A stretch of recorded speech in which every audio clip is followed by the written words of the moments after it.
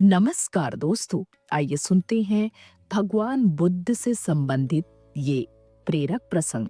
गिलहरी और बुद्ध।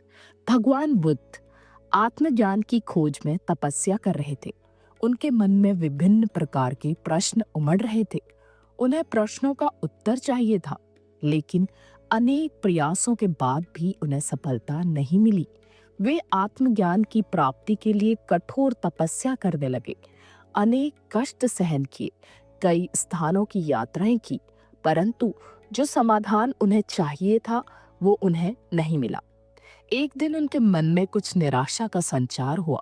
सोचने लगे, धन, माया, मोह और संसार की समस्त वस्तुओं का भी त्याग कर दिया, फिर भी आत्मज्ञान की प्राप्ति नहीं हुई।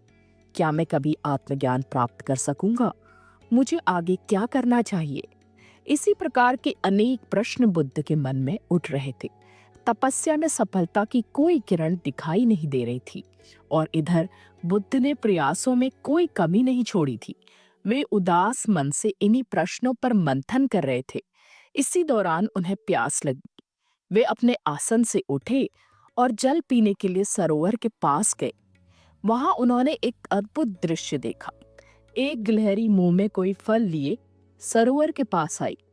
फल उससे छूटकर सरोवर में गिर गया। गिलहरी ने देखा, फल पानी की गहराई में जा रहा है।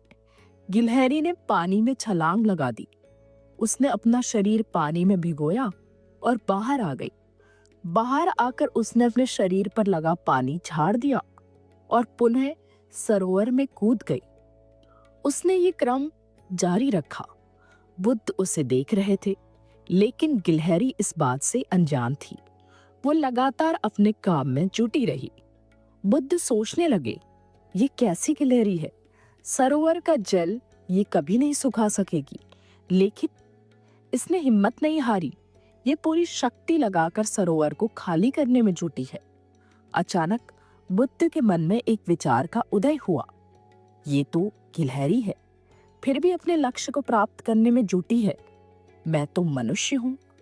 आत्मज्ञान प्राप्त नहीं हुआ तो मन में निराशा के भाव आने लगे। मैं पुनः तपस्या में जुट जाऊंगा। इस प्रकार महात्मा बुद्ध ने गिलहरी से भी शिक्षा प्राप्त की और तपस्या में जुट गए। एक दिन उन्हें आत्मज्ञान प्राप्त हो गया और वे भगवान बुद्ध हो गए।